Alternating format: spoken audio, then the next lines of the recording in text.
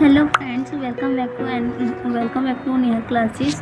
तो आज हम पढ़ेंगे 12th क्लास का second chapter principle of management concept and significance. तो हम पहले इसका डेफिनेशन देखते हैं। तो principle is fundamental statement of truth providing a guide to the through to action. ये जो हमें दिया गया है डेफिनेशन, ये हमारे जीआर टेरी द्वारा दिया गया है। जो हमारे प्रिंसिपल होते हैं ये एक फंडामेंटल स्टेटमेंट होते हैं जो ट्रूथ होते हैं, और ये जो होता है हमें प्रोवाइड करते हैं, गाइडेंस प्रोवाइड करते हैं।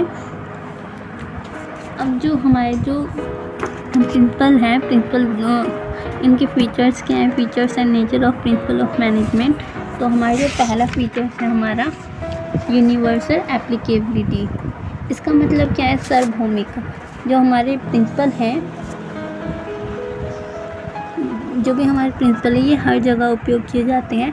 हर किसी संस्था में को चलाने के लिए जो प्रिंसिपल होते हैं, प्रिंसिपल को लागू करना हर जगह उपयोग होते हैं। जैसे हमारे जितने भी हो गए, जैसे खेल के मैदान हो गए, किसी का फॉर्म हो गया, क्लब हो गया, तो ये इन सभी जगह इन सब को चलाने के लिए इनको और जो गाइडलाइन प्रोवाइड होते हैं वो प्रिंसिपल के थ्रू ही प्रोवाइड होती है। तो ये जो ये यूनिवर्सल एप्लीकेबिलिटी होती है, हर सार्वभौमिक अनुकूलतम होता है।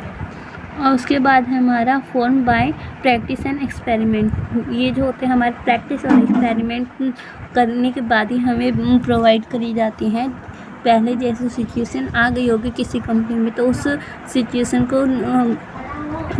सिचुएशन में हमने क्या क्या रूल्स लगाए, क्या क्या हमने करा, तो उसी के अकॉर्डिंग ही हमें ये जो प्रिंसिपल होते हैं हमें प्रोवाइड किए जाते हैं कि इस सिचुएशन में हमें इस तरह हैंडल करना चाहिए। उसके बाद है फ्लेक्सिबिलिटी, लोचशीलता। ये जो होता है ये समय के साथ तो भी बदलता रहता है। जैसे ये समय के साथ तो नहीं कहेंगे, जैसे अलग अलग परेशानियाँ, नई नई समस्याएं आती जा रही हैं, तो ये जो होते हैं नई नई समस्याओं के साथ अपने में भी चेंजेस करते रहते हैं। जो प्रिंसिपल होते हैं वो चेंजेस होते रहते हैं। मेनली बिहेवियरल, इसका मतलब क्या है? मुख्यतः व्यवहारात्मक। तो ये इसमें जो होता है, और उनका जो प्रिंसिपल होता है उसका सीधा संबंध मानवीय व्यवहार से होता है।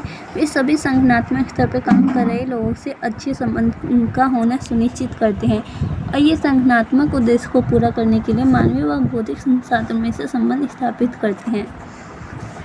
उसके बाद है relationship between cases and effect, कारण व परिणाम संबंध। जो हमारे प्रिंसिपल होते हैं ये कारण व परिणाम से संबंधित होते हैं कि हम क्या करेंगे जिससे हमें क्या रिजल्ट मिलेगा, कौन से प्रिंसिपल को हम लगाएंगे जिससे हमें क्या रिजल्ट मिलेगा। तो ये जो होता है हमारा relationship between cases and effect, जो हमारे कारण व परिणाम से संबंधित होता है।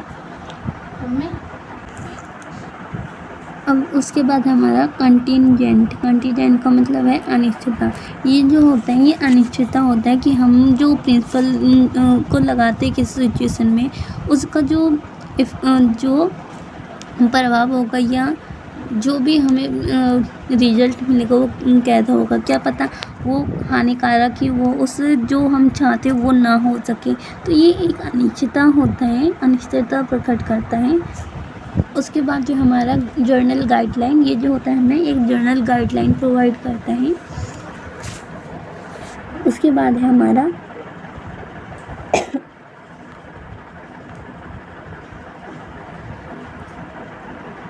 उसके बाद हम पढ़ेंगे signification of principal of management.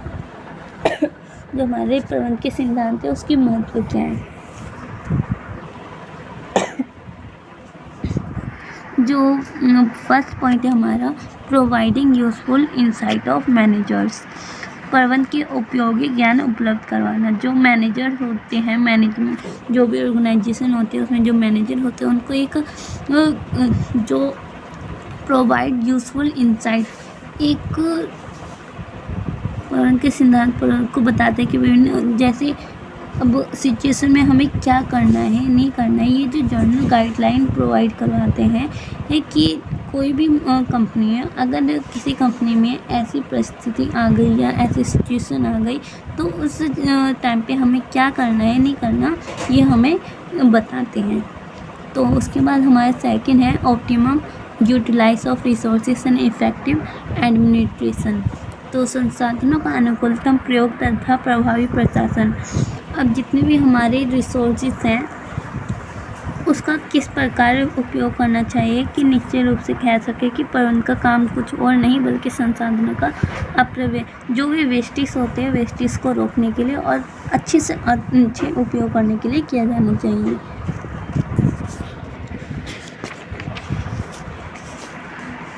उसके बाद है हमारा साइंटिफिक डिसीजन। एक ये वैज्ञानिक निर्णय होता है। वैज्ञानिक निर्णय साइंटिफिक निर्णय का मतलब है कि एक संतुलित निर्णय प्रबंधन के सिद्धांत प्रबंधों का आवश्यकता प्रशिक्षण ट्रेनिंग प्रदान करने के लिए ताकि जो वैज्ञानिक संतुलित निर्णय ले सके। मीटिंग चेंजिंग इन्वायरमेंटल रिक्वायरमेंट बदलते वातावरण की आवश्यकता को पूरी करने के लिए। अब आज वही व्यवसायिक इकाई जीवित रह सकती है जो विकास कर सकती है और तेज़ी से बदलते वातावरण के साथ कदम से कदम मिला के चले। व्यवसाय में प्रत्येक क्षेत्र जैसे उत्पादन विपणन दिन प्रतिदिन नई तकनीक प्रवेश कर रही है जो इस परिवर्तन का समय रहते भाप लेते हैं और वही प्रतियोगिता का सामना करने में कामयाब होते हैं। प्रबंधन के सिद्धांत प्रबंधन की इस चुनौती में सामना करने में भी योग बनाते हैं। अब हमारे जो टाइम्स है टाइम्स में कितनी चेंजेस आ रही हैं। पहले किस तरह किए जाते थे, पहले जो होते थे लोग अपने हाथों से बनाते थे, अब पर मशीन आ गई है, फिर कंप्यूटर्स आ गए, जैसे फिर सारे जो काम होता है वो ऑनलाइन होते तो काम करने के तरीके में भी चेंजेस आती जा रही। तो हमें जो है कि समय के साथ बदलते रहना चाहिए। फिर अगर हम इसमें असफलता रहें तो हम पीछे हो सकते हैं, हम अनडेवलपमेंट हो सकते हैं। तो हम साथ साथ बढ़ने के लिए ये जो प्रिंसिपल्स होते हैं हमारा साथ देते हैं। और उसके बाद है हमारा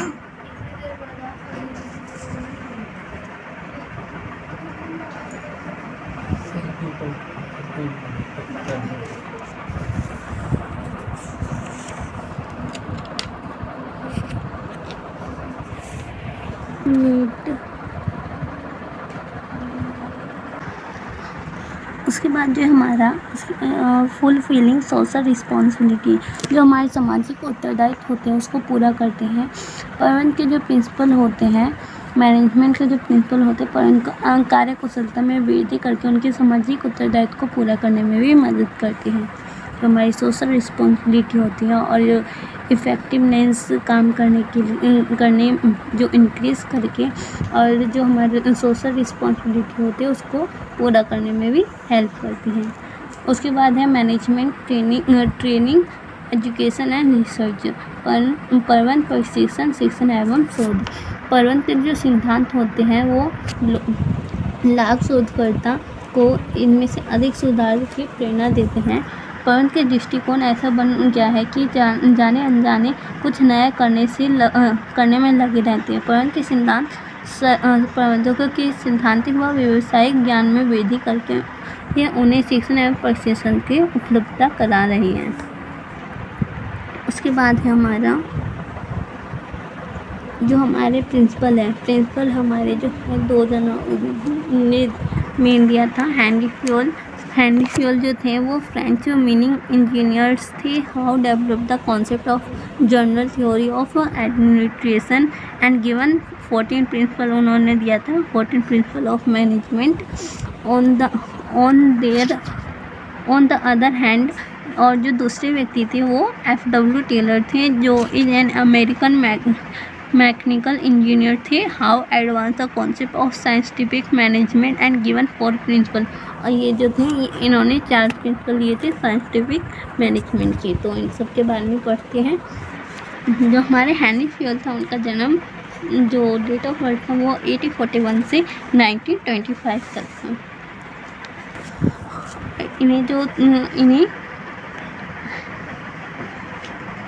जो हेनरी फ्योल है उनकी जो पुस्तक थी जर्नल एंड इंडस्ट्रियल मैनेजमेंट, पर उनके 14 सिद्धांतों का इनमें वर्णन किया गया है।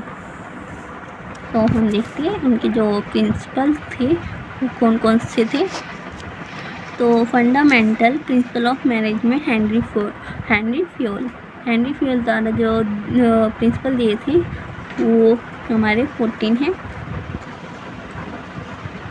ये देखो 14 प्रिंसिपल हैं। तो एक एक करके हम देखते हैं।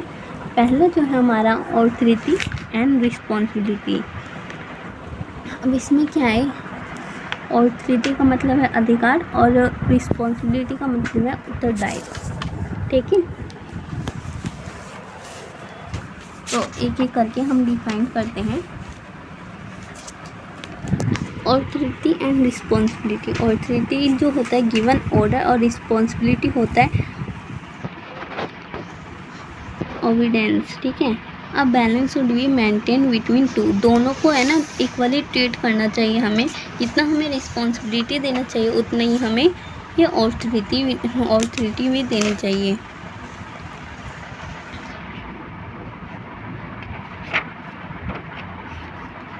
तो जो हमारा अधिकार एवं उत्तरदायित्व का सिद्धांत है, ये जो दोनों है ये दोनों एक दूसरे से रिलेटेड होता है। अधिकार का जो मतलब होता है निर्णय लेने की शक्ति से होता है और उत्तरदायित्व का अर्थ से होता है कार्य के संबंध में दायित्व से होता है। जो भी हमें कार्य दिया गया है वो रिस्पॉन्सिबिलिटी के साथ करें और उस कार्य को करने के लिए हमें कुछ ऑथोरिटीज़ भी दी जाती है। और दोनों को ही अगर हम ज़्यादा अधिकार दें तो उसका अनयूज़फुल कर सकते हैं यूज़। और रिस्पॉन्सिबिलिटी दोनों को मतलब इसका इक्वली ट्रीट करना चाहिए। ना हमें ज़्यादा ऑथोरिटीज़ देनी चाहिए ना उतना ज़्यादा रिस्पॉन्सिबिलिटी देना चाहिए। उसके बाद है हमारा डिसिप्लिन मतलब क्या है, अगर हम किसी चीज़ किसी मैनेजमेंट या किसी ऑर्गेनाइजेशन में हम वर्क करते तो पहला है कि डिसिप्लिन मेन है कि डिसिप्लिन मेंटेन करना। जो वहाँ पे ये रूल्स होते हैं रेगुलेशन होते हैं ये जो उस कंपनी के अकॉर्डिंग जो रूल्स रेगुलेशन बनाए जाते हैं उसको फॉलो करना। यूनिटी ऑफ कमांड में क्या है कि one boss for every individual employ. पूरे जो जितने भी मैनेजमेंट होते हैं उनका एक ही बॉस होना चाहिए जिससे एक ही डिसीजन ले सके। जैसे मान लो यहाँ पे एक बॉस ये है एक बॉस ये है, यहाँ पे एक एम्प्लॉय है। अब बताओ कि ये काम किसका सुनेगा, ये भी इसी काम देता है ये भी इसी काम देता है। जो एम्प्लॉय होता है वो घबरा जाता है कि मैं जो हूँ किसका बात सुनूँ।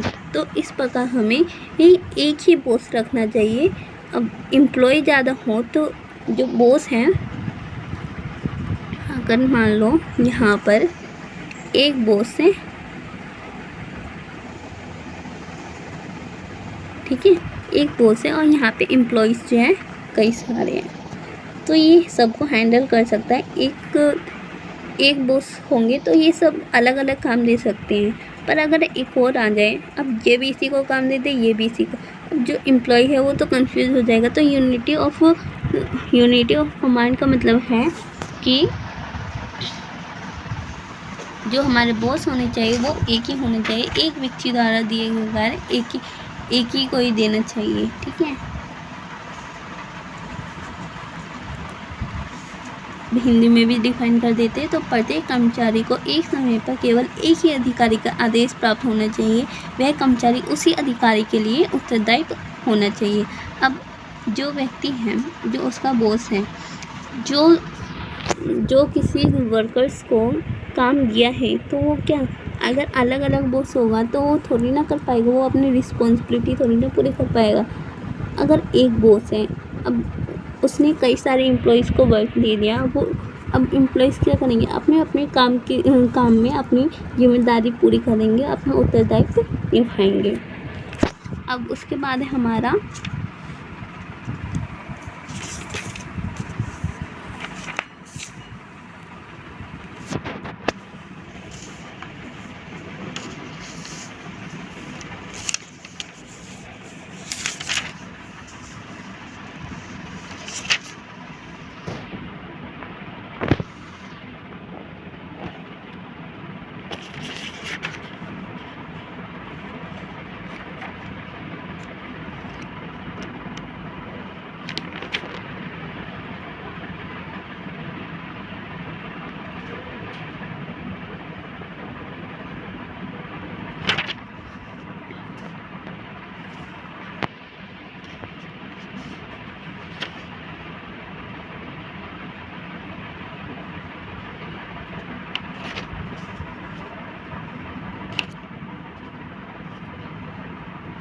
तो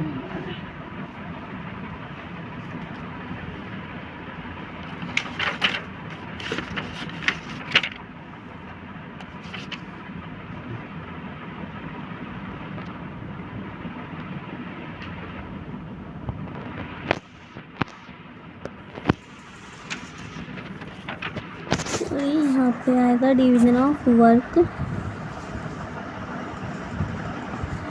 तो यहाँ पे आएगा हमारा डिवीजन ऑफ वर्क, कार्य का विभाजन।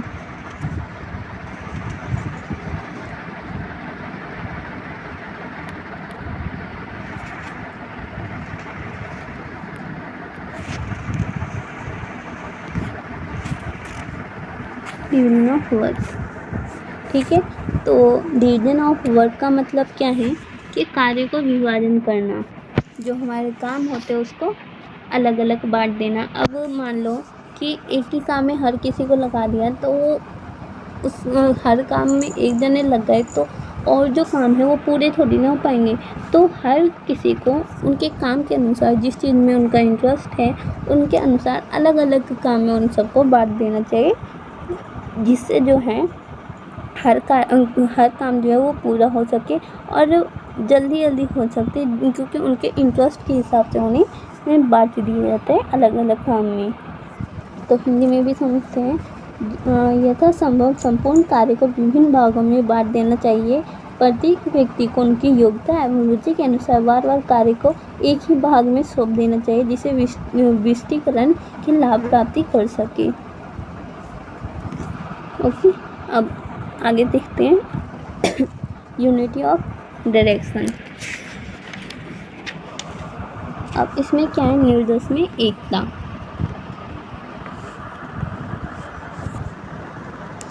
One hand and one plan for a group of activity having the same objective। यह एकता में अभिप्राय है, निर्देश में एकता के अभिप्राय है कि क्रियाओं के प्रत्येक समूह के लिए जिनका समान उद्देश्य हो और एक ही आदेश एवं एक ही योजना होना चाहिए। अब unity of direction, one hand, एक ही हेड होना चाहिए, वन प्लान, एक ही योजना होना चाहिए, और for a group of activity having the same objective. जो हमारे ग्रुप होंगे, जो हमारे संगठन होंगे, उन सबका एक ही गोल होना चाहिए, एक ही ऑब्जेक्टिव होना चाहिए, एक ही उद्देश्य होना चाहिए। तो ये क्या होता है, ये हमारे निर्देश में एकता दिखाता है। इसके बाद है subordination of individual interest to general interest, व्यक्तिगत हित एवं सामान्य हित के अधीन। ठीक है, तो इसमें क्या है, जीप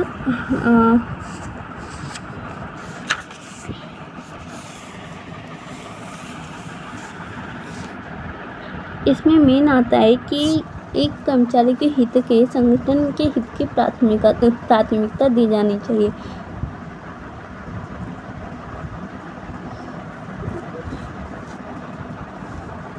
अब इसमें जो है, इसमें क्या होता है, subordination of individual interest to general interest, व्यक्तिगत हित सामान्य हित के अधीन।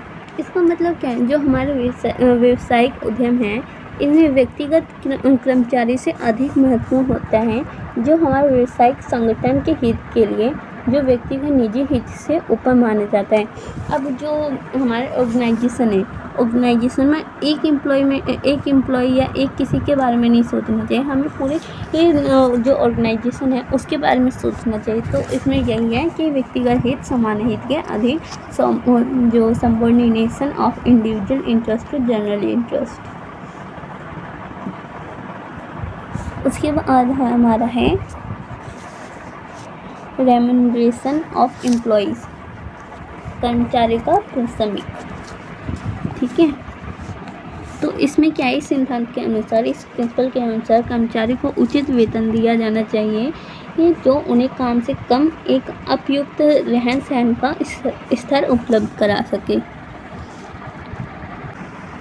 उसके बाद है हमारा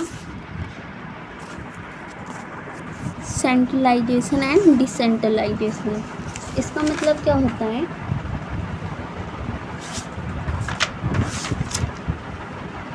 सेंट्रलाइजेशन, ये जो प्रिंसिपल होता है, अधिकारियों को चाहिए कि पूर्ण केंद्रीकरण और पूर्ण विकेंद्रीकरण के स्थान पर प्रभावपूर्ण केंद्रीकरण को अपनाए। उदाहरण के लिए उद्देश्य एवं नीतियों का निर्धारण, व्यवसाय के विस्तार आदि के निर्णय लेने के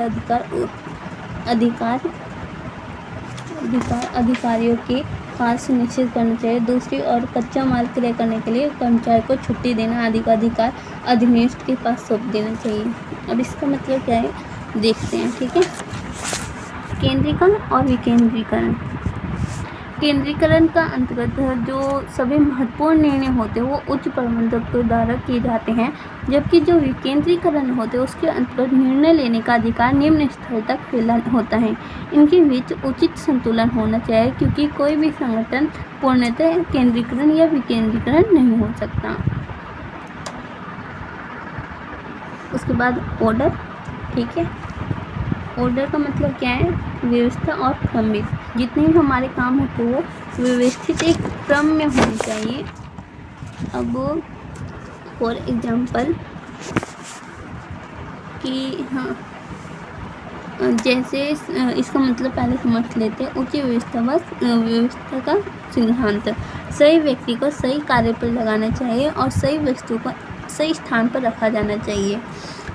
अब जो है वर्कर्स एम्प्लॉयमेंट हैं, जो उनके काम करने के लिए रूम होने चाहिए, उनकी सही जगह मिलनी चाहिए, और उनकी जो जितने भी फाइल्स होते हैं उनको रखने के लिए महत्वपूर्ण स्थान होना चाहिए। तो सही व्यक्ति को सही कार्य पर लगाना भी चाहिए और सही वस्तु को सही स्थान पर रखा जाना चाहिए। तो इनका ऑर्डर होता है स्केलर चेन। स्केलर चेन में क्या है, स्केलर चेन सोपान श्रृंखला जिसे कहते हैं, ठीक है। तो सोपान श्रृंखला में क्या होता है, अब हमें किसी से बात करना है या किसी तक हमें अपनी बात पहुंचानी, तो हम किस तरह करेंगे। तो जो हमारे सोपान श्रृंखला होता है उसमें क्या होता है कि मान लो डायग्राम बनाते हैं, ये है, ठीक है। अब यहाँ पे जो है बॉस है, मान लो ए,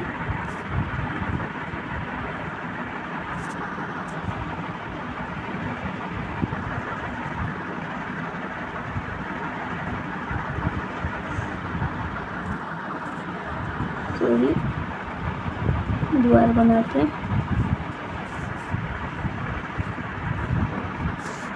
ठीक है। यहाँ पे ए है, बी है, सी, डी, ई। तो अब अगर हम डी को कोई बात करनी है तो वो क्या करेगा, पहले डी को बी डी जो है वो बी से कहेगा, बी जो है फिर ए से कहेगा। अगर ई तक पहुँचाना है तो फिर ए क्या करेगा, ए सी को देगा बताएगा, सी ई को बताएगा। पर अगर हमें इमरजेंसी पड़ गया कि डायरेक्ट हमें ई से बात करनी है तो वो हम डायरेक्ट इससे भी बात कर लेंगे। पर ये जो हमारे डायरेक्ट बात करते हैं इसको भी हम क्या कहते हैं, संपर्क गैंग प्लाट भी कहते हैं, ठीक है। बस इसमें यही है कि जो हम बात करते हैं, जो हम कम्युनिकेशन करते हैं, वो उसको अगर हमें इंफॉर्मेशन पहुँचाना है तो हम कैसे बात करेंगे। अगर ई को बात करनी है तो हम डी बी को कहेगा, बी ए को कहेगा, ए सी को कहेगा, सी ई को। अगर हमें डायरेक्ट बात करना है तो उसको हम संपर्क भी कहते हैं, गैंग प्लॉट भी कहते हैं। और जो हम इस तरह बात करते हैं उसको हम स्केलर चेन कहते हैं, ठीक है। उसके बाद है इक्विटी। इक्विटी का मतलब होता है समानता, सभी को समान अधिकार देने चाहिए। अब एक ऑर्गेनाइजेशन में जैसे एक छोटा मैनेजर और एक जो है वो अमीर है, तो दोनों में डिफरेंट नहीं करना चाहिए। उनके जो वर्क होते हैं वर्क के हिसाब से उनको बहुत सैलरीज देनी चाहिए, दोनों में डिफरेंट नहीं करना चाहिए। तो इक्विटी में है कि सभी को समानता रखनी चाहिए। उसके बाद है स्टेबिलिटी ऑफ पर्सनल।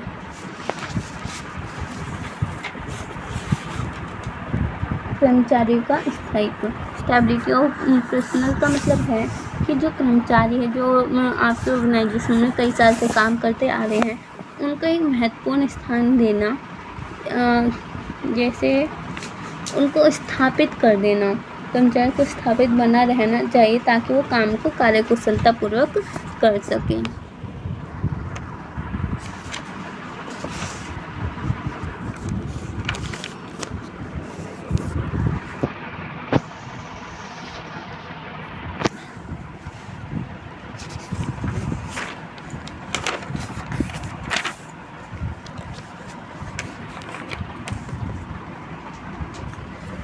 जो ये वाला सिद्धांत है हिंदी में समझते हैं। इस सिद्धांत के अनुसार कर्मचारियों के कार्यकाल में स्थापित होना चाहिए, उन्हें बार बार पद से नहीं हटाया जाना चाहिए।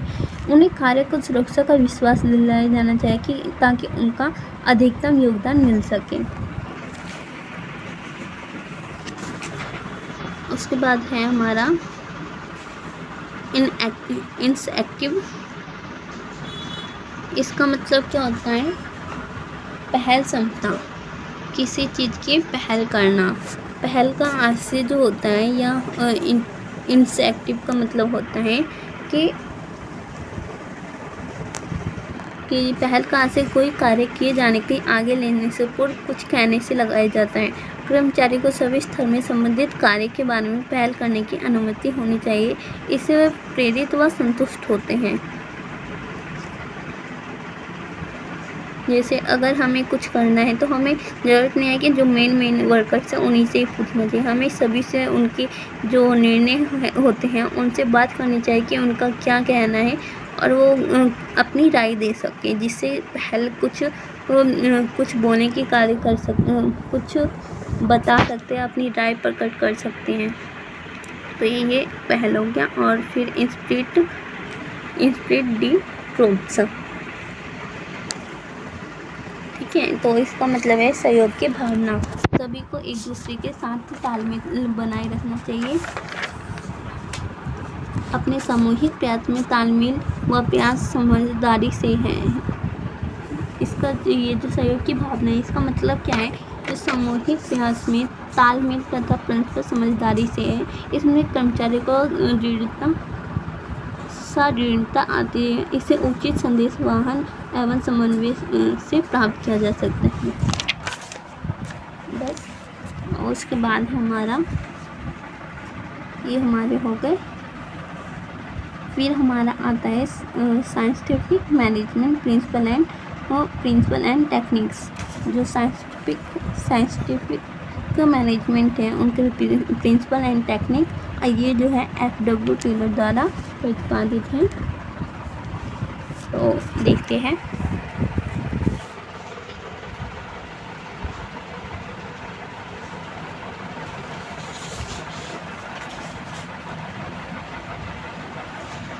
अब जो हमारा साइंटिफिक मैनेजमेंट है, इसका मतलब क्या था वो पहले देखते हैं। Scientific management is the art of knowing exactly what you want to men to do and then saying that they do it in the best and cheapest वे।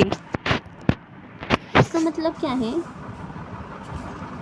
कि जो हमारा वैज्ञानिक सिद्धांत है, वैज्ञानिक सिद्धांत तो वह जानने की कला है जिसमें श्रमिक से क्या काम करवाना चाहते हैं और फिर यह देखना है कि उनके सर्वोत्तम व सस्ते ढंग से करें।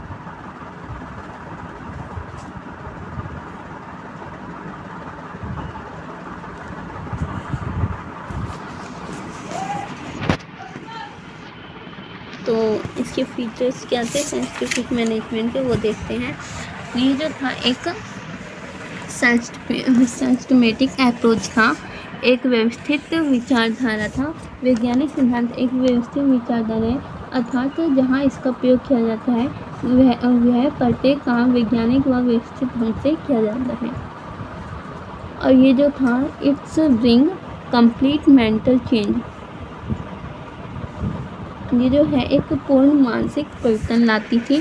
वैज्ञानिक प्रबंध द्वारा संस्था के स्वामी व श्रमिक दोनों के पूर्ण मानसिक परिवर्तन आता है। दोनों ही पक्ष अधिक लाभ व पीछा करने की अपेक्षा अधिक से बढ़िया उत्पादन के पीछा करने लगते हैं।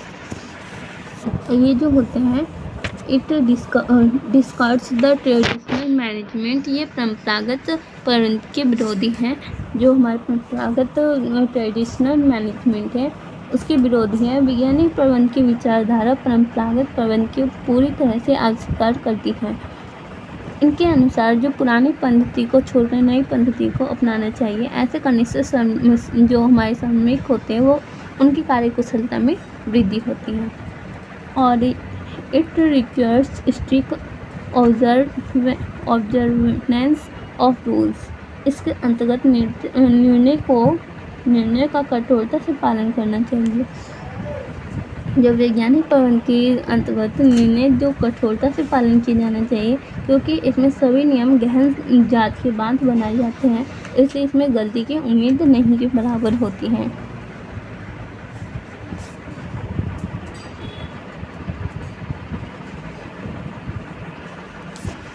उसके बाद है its target is to improve and efficiency to workers.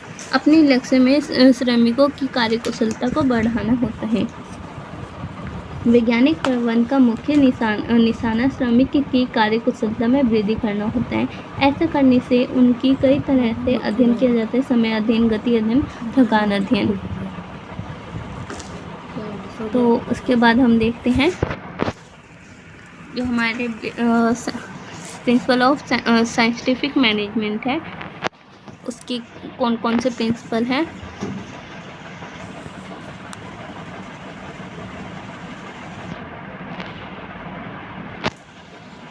ये तो टेक्निक्स है।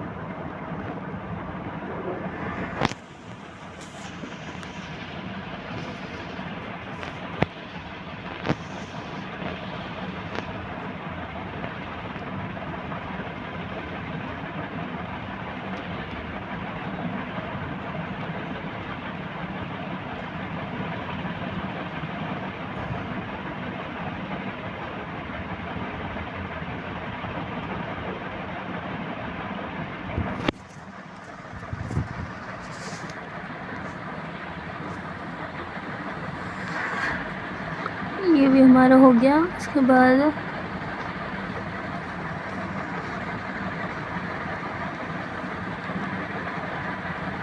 तो कोई बात नहीं, प्रिंसिपल शायद इसमें लिखा नहीं है तो मैं लिख देती हूँ, ठीक है। तो ये ना प्रिंसिपल, ये हमारा कहाँ आ गया, गुम हो गया। तो इसको हम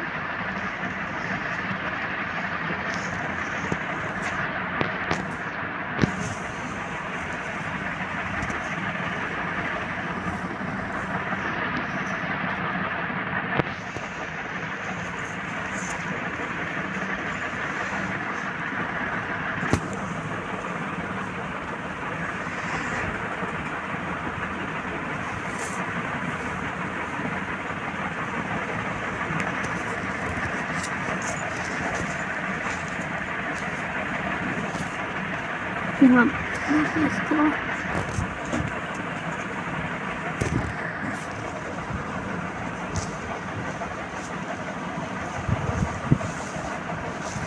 तो जो हमारे साइंटिफिक मैनेजमेंट है उसके प्रिंसिपल है हमारे science not rule of thumb, harmony not Discord, cooperation not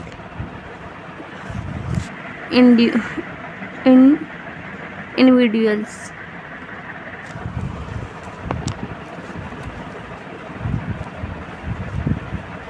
और fourth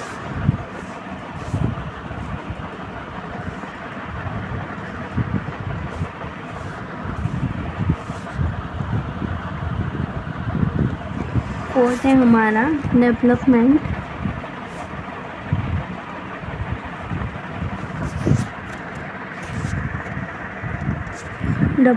of each and every person to his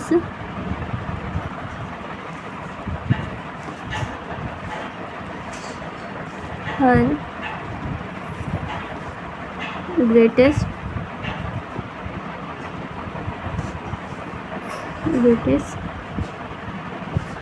efficiency and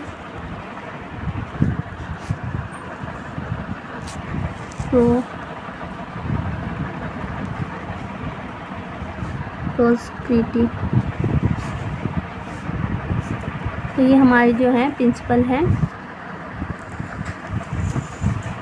इसका मतलब समझते हैं। पहले जो है science not role of thumb, विज्ञान ना कि रूढ़िवादी। इस सिद्धांत पे जोर देते हैं कि जो लकीर का फकीर बनकर काम को कंपनी सिद्धांत में को नहीं अपनाना चाहिए, बल्कि हर समय नए प्रयोग कर नवीनतम पद्धति का खोज करके काम को सरलता बनाने का प्रयत्न करना चाहिए।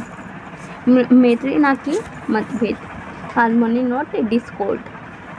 तो इसमें जो है मैत्री ना कि मतभेद, हमें जो इस सिद्धांत का अनुसार जो पर्यंत के श्रमिक होते हैं और जो मैनेजर होते हैं उनको मैत्रीपूर्ण रहना चाहिए, एक दूसरे के साथ होनी चाहिए।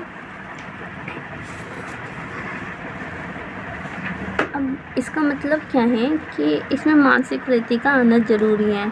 जो प्रबंध और श्रमिक होते हैं उन दोनों में मानसिक वृत्ति का आना जरूरी है। इसका अर्थ है कि दोनों की सोच को बदलाव लाने में से है। प्रबंध को चाहिए कि कंपनी के लाभों में श्रमिक का भागीदारी बनाए और श्रमिक को भी चाहिए कि कंपनी भलाई के लिए कठिन परिश्रम करे और पर्यटन का संघर्ष अपनाए। उसके बाद है सहयोग न कि व्यक्तिवाद, कोऑपरेशन नॉट इंडिविजुअलिज्म। इस सिद्धांत के अनुसार सभी व्यक्ति द्वारा की जाने वाली क्रियाएं आपसी सहयोग से की जानी चाहिए। टेलर के सुझाव से जो हमारे माप का निर्धारण प्रबंध का श्रमिक सामूहिक रूप से करें, इससे भागीदारी बढ़ती है और भागीदारी से जिम्मेदारी बढ़ती है। उसके बाद है प्रत्येक व्यक्तिगत का उसकी अधिकतम क्षमता और समृद्धि का विकास, development to each and every person to his great effect efficiency and prosperity. इस सिद्धांत में उनका संबंध कर्मचारी की कार्यकुशलता से है, जिसका नींव कर्मचारी चयन प्रक्रिया से पड़ जाती है। कर्मचारियों को सौंपा गया कार्य उनकी योग्यता के अनुरूप होना चाहिए और कार्यकुशलता की वृद्धि के लिए उन्हें आवश्यकता प्रशिक्षण दिया जाना चाहिए। कार्यकुशलता कर्मचारी अधिक उत्पादन करेगा तो अधिक लाभ होगा। यह स्थिति कंपनी व कर्मचारी दोनों के लिए कार्यकुशलता की समृद्धि को सुनिश्चित करते हैं। तो उसके बाद हमारी जो ये प्रिंसिपल के रूल्स के बाद हमारी जो टेक्निक है, वैज्ञानिक पद्धति के जो सिद्धांत पद्धति है उनके बारे में पढ़ते हैं। तो पहला जो हमारा फंक्शन मैनेजमेंट को दो बांटा गया है, नियोजना अधिकारी, उत्पादन अधिकारी, प्लानिंग डिपार्टमेंट और प्रोडक्शन डिपार्टमेंट। तो फंक्शन फोरमैनशिप का मतलब क्या है? इसमें जो क्रियात्मक फोरमैनशिप, इसका अभिप्राय वैज्ञानिक प्रबंध की उस पद्धति से है जो विशिष्टीकरण के सिद्धांत को पूरा उपयोग करना संभव बनाती है। It refers to the techniques to scientific management will take possible and full utilize of the principle of specialization। तो जो हमारे दो पार्ट में प्लानिंग डिपार्टमेंट और प्रोडक्शन डिपार्टमेंट, जो प्लानिंग डिपार्टमेंट है उसमें 4 है। पहला है discipline officer, route clerk, instruction card clerk, time and cost clerk, और प्रोडक्शन डिपार्टमेंट में है gang boss, speed boss, repair boss और इंस्पेक्टर। तो हमारा जो पहला है राउट क्लर्क, कार्यमार्ग लिपिका, यह हमें निश्चित करता है, यह लिपिक जो क्लर्क है ये निश्चित करता है कि किसी विशेष काम को पूरा करने के लिए क्रम क्या होना चाहिए और किस मार्ग से होकर कार्य को अंतिम रूप दिया जाना चाहिए, इसके द्वारा ही निश्चित किया जाता है। और ये हमें बताता है कि आज क्या करना है, कहाँ करना है, ये मार्गदर्शन करता है। ये कार्य मार्ग लिपिका राउट क्लर्क कहलाता है। उसके बाद जो हमारा है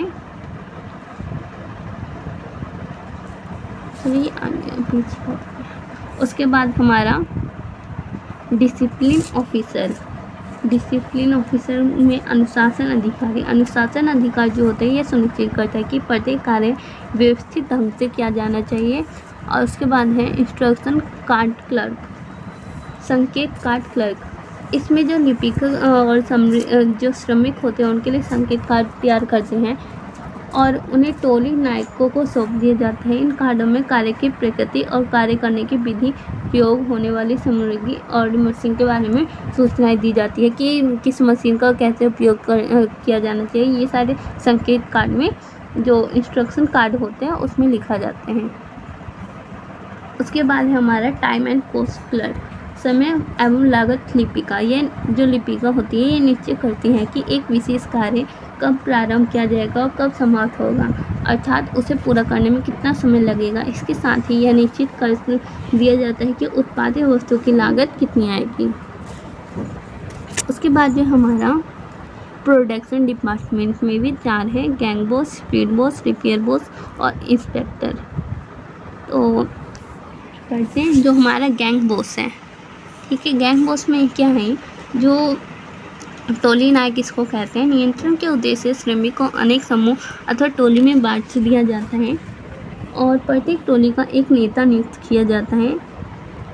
और टोली नायक जो होता है उसका मुख्य कार्य यह सुनिश्चित करना होता है कि श्रमिक एवं मशीन दोनों उत्पादन करने की स्थिति में है और उनके प्रयोग में आने वाली आवश्यक सामग्री उनको उपलब्ध करवा दी गई। गैंग बॉस का मेन यही होता है, जो भी श्रमिक होते हैं और मशीन दोनों ही उत्पादन के काम में होते हैं और इन दोनों के उपयोग में जो भी वस्तु उपयोग होती है, जो भी आवश्यक सामग्री होती है उन सबको उपलब्ध करवाना। और गति नायक, स्पीड बॉस में क्या है, गति नायक का जो काम होता है, जो स्पीड बॉस का काम होता है, यह देखना होता है कि सभी श्रमिक जो होते हैं अपना अपना काम निर्धारित गति से कर रहे हैं या नहीं। यदि नहीं तो जो गति नायक, जो स्पीड बॉस होता है, वो धीमी गति के कारण जानकर उनकी समस्या का समाधान करते हैं। और वो जो काम हो रहे हैं वो धीमी गति से क्यों हो रहे हैं ये उनकी जानकारी मिलने पर उनकी समस्या का समाधान करते हैं। उसके बाद है रिपेयर बॉस, मरम्मत नायक। इसमें है कि जो रिपेयर बॉस है वो जो वहाँ पे जिससे वो काम होता है, जैसे मशीन औजार का काम करने योग्य हालत में बनाए रखना होता है। रिपेयर बॉस का मतलब अगर कोई मशीन है या कोई औजार है, अगर वो ख़राब हो गई तो उसको रिपेयर कराने का काम तो रिपेयर बॉस का होता है। उसके बाद है इंस्पेक्टर, निरीक्षक। तो इसमें यह उत्पादित वस्तु की किस्म की जांच करता है और प्रमापित किस्म से मिलान करके अंतर का पता लगाता है और विपरीत अंतर पर आने पर सुधारात्मक कार्रवाई करता है। ये जांच पड़ताल करता है कि जो हमारा जो भी मटेरियल वो ठीक बना है कि नहीं बना है। अगर वो गलत बना है तो वो ठीक करने के लिए भी आगे बढ़ करते हैं। तो आगे हम पढ़ते हैं कार्य का प्रमापीकरण, स्टैंडर्डाइजेशन ऑफ वर्क। इसका मतलब क्या है, it refers to the process of setting standards and various business activities. जो जितनी भी व्यवसाय क्रियाएं के लिए प्रमाप निर्धारित करने के लिए करने वाली प्रक्रिया हैं। जो हमारा प्रमापीकरण है, प्रमापीकरण का मतलब क्या है, इसका अभिप्राय पूर्ण सोच विचार के बाद विभिन्न क्रियाओं का संबंध के प्रमाप निश्चित करना, एक अलग अलग स्टैंडर्ड निश्चित कर देना। जैसे एक श्रमिक के लिए एक दिन में काम को प्रमापित कर दिया जाता है अथवा एक श्रमिक यह अपेक्षा की जाती है कि यह ये इस समय तक इतना काम कर सकेगा। इसी प्रकार कच्चे माल, मशीन और औजार, वीडियो काम की दशाएं आदि को भी प्रभावित कर दिया जाता है। मतलब इसका एक है कि स्टैंडर्ड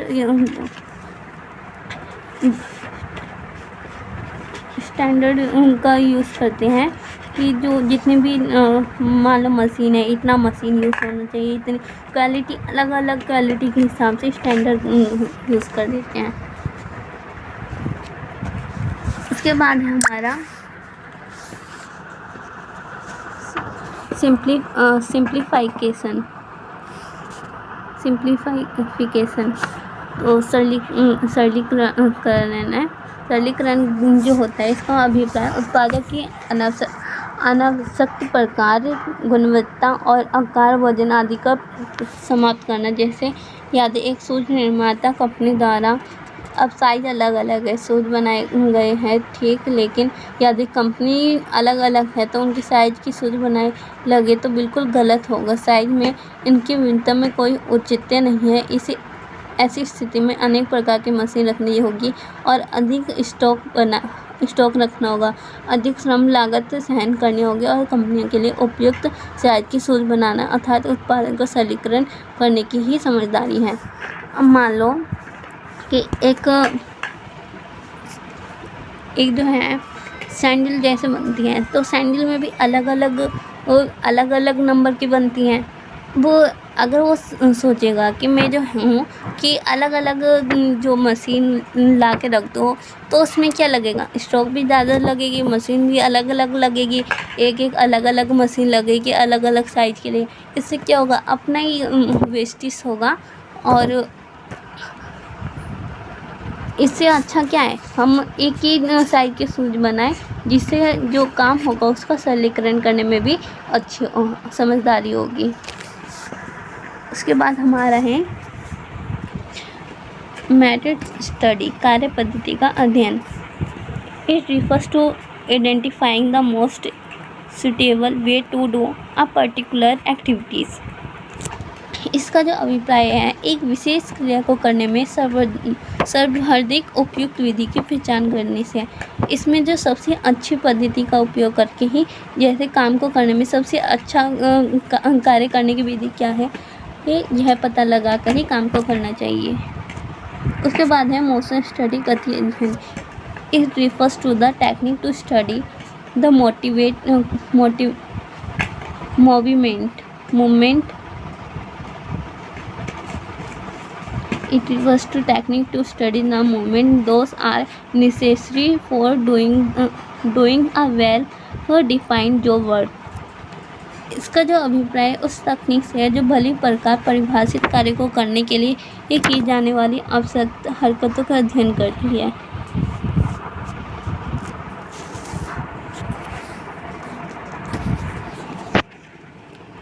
उसके बाद है टाइम स्टडी। टाइम स्टडी में है it refers to the data mining the standard time required a complete of particular activities.